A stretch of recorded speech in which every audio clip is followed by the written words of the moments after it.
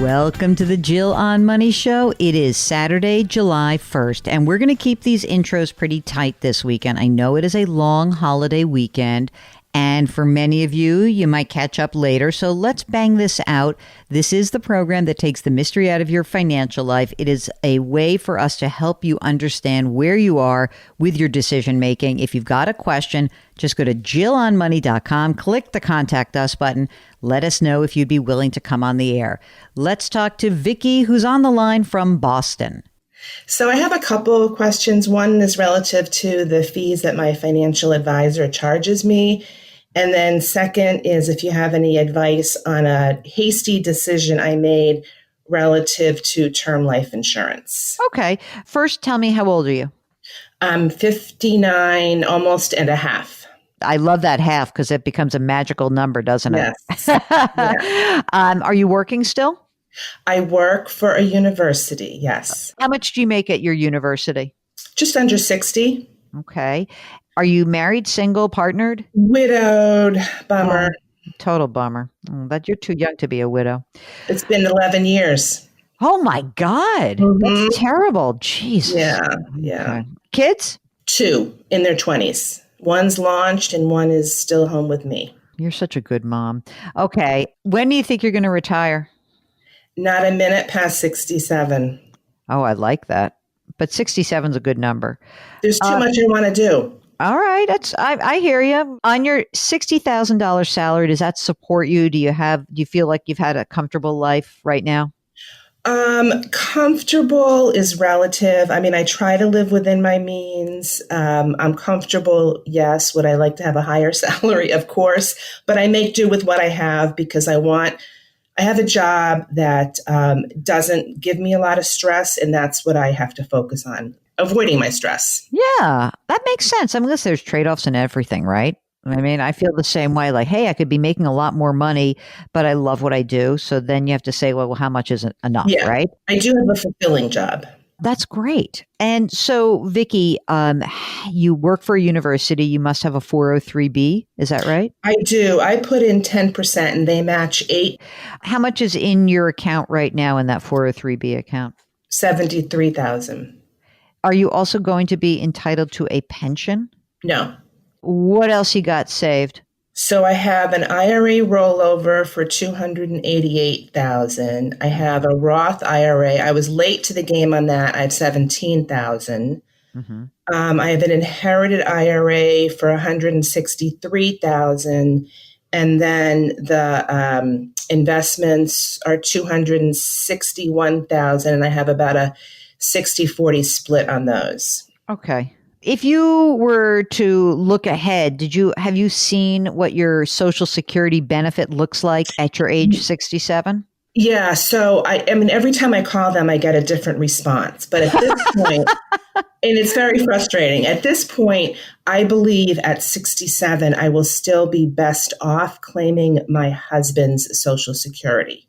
Because he made more money, basically. Right. So unless I get a higher paying job, I mean, I don't want to leave my employer before I retire, period, because the benefits are too good. Okay. But if I get a higher paying job, I may switch over to mine. But I believe that I just have to wait till 67 and collect his. But I'm always calling Social Security in case I get a really good answer. Right. And then you have to call back to make sure you get the same answer again. Exactly. Right. Are you only saving through your 403B or are you saving in your investment account as well? Pretty much in the 403B. Okay. So where you put that 10% plus the 8% match. Correct. Okay. All right. Doing that keeps you out of trouble. There's no debt that's floating around that I should be worried about? I have zero debt and zero mortgage. Oh, no mortgage either. Okay. Right. So you could potentially put more money away, theoretically. Well, I like to have, so I have about 10 months emergency cushion. Okay. So I'd like to beef that up. All right. So once you do that, you want to get to like 12 or 18 months. What's the goal? At least 12. Okay. Once you get to that amount, what's the game plan then? You take the extra money and you're going to put it in your Roth because I think that would be a good idea for you to use the Roth. So if you have extra money, instead of putting it pre-tax into the 403B, I would put it into the Roth instead. Because you're in a pretty low tax bracket right now. Oh, yes, I am. Yes, I am. The good and the bad. The good news is you're in a low tax bracket. The bad news is you wish you were making more money to be in a higher tax bracket. But still, I mean, look, you're in the 22% tax bracket. You're going to probably end up staying there anyway, just because of income in the future. So, which is fine. Yeah, that's fine. So, tell me about the advisor. So I went to him because a bunch of my friends were using him, and they were very, very happy with him. And I'm happy with him. He listens to me. We talk. He gives me pros and cons. We make decisions together. He honors my decisions. Super accessible, very communicative. But I'm paying him. I mean, aside from the $500 annual fee, I'm paying him approximately $500 a month, charges my portfolio about 1%. So he's got the rollover, the Roth, the inherited IRA, and the investment account? Correct. Okay. And he's not giving you any advice on the 403B? Oh, he does give me that. Yes, okay, he does. But he doesn't manage it. He just sort of tells you what to do and you go do it? No. So we go online. He sees what it looks like. He says, move this here, move this there. I see. Okay. All right. So yeah, I meet with him twice a year, but he's totally accessible any other time. 1% is not a ton of money to pay given the asset level. Okay. So here's what I think. You've got two big choices. You can say to him, it's a lot of money, dude. Like, I love you, but it's a lot of money. And I start the year off at minus $6,000 every year. And it's maybe not worth it for me. And maybe he would lower your fee. The other thing that you could do is you could try someone else. When I say someone else, another institution. So what are your choices? You can go to let's say Vanguard or a Schwab. These are big investment houses. And what they have is they have an advice component. So those are really cheap. Like you're paying 1%, this would be like 0.3% or 0.25%. So you may not get a dedicated advisor. So you know how you said to me, like, I really like him. He's responsive. Like they'll be responsive, but it won't be the same. It's not going to be like that customized holding your hand kind of. That's what I like. That's what I need emotionally as a widow. Still, I still have one kid at home. He needs a lot of hand holding. I know that I need that emotionally. If you're going to go for a dedicated individual, you're not going to do better than 1%. That's my guess. Okay. Now, the other thing you could do, though, tell me about your 403B. Where is it held? Fidelity. I mean, you could roll over, the $288,000 you have? You could roll that over into the 403B. You could roll that back into the 403B. And then you could consolidate that money. And I don't know if he's charging you the 1% on the 403B or not, or just doing it for the heck of it. But Fidelity's cheap. Fidelity's easy. And frankly, if you said to him, I'm happy to stay with you, but I'm rolling over my IRA rollover into my current 403B, you can charge me on the Roth, on the investment account, that, and then your fee will go down because he won't charge you on as much money under management. Interesting. So you might want to try that. Look, $5,000's a lot of money, Vicki. Well, that's how I feel. And it's a lot of money for someone who doesn't have a complex financial outlook. I mean, here's what you got. You say, I got essentially 7.5 years to click away and put money away, right? And he should be encouraging you to be putting more money into the Roth. And he should be really encouraging you to be looking ahead and saying that you can put more money away. Like if this is just asset management, 1%'s a lot of money. Like I'll hold your hand once a month for So I'd like to see if we can reduce that. Now, tell me the second aspect of this, which is the insurance. So when my husband passed away, I bought from his best friend. He was the best man at our wedding. He was his best friend for life.